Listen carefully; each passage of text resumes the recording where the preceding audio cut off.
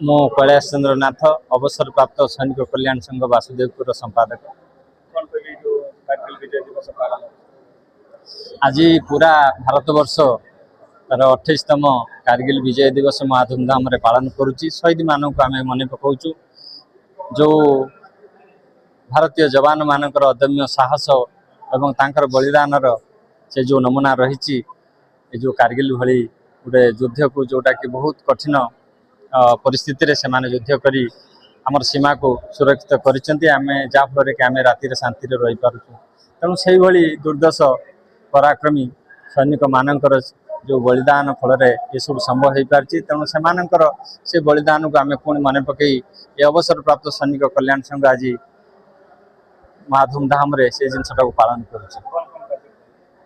ये कार्यक्रम विशेष किसी ये नहीं आज गोटे दिनिकिया कार्यक्रम रही मंच कार्यक्रम रही सांस्कृतिक कार्यक्रम पिला द्वारा सहित रही कवि मानक आम डाकिलु आने सैनिक मानक समर्पित कर कविता पाठ करते ये कार्यक्रम रही।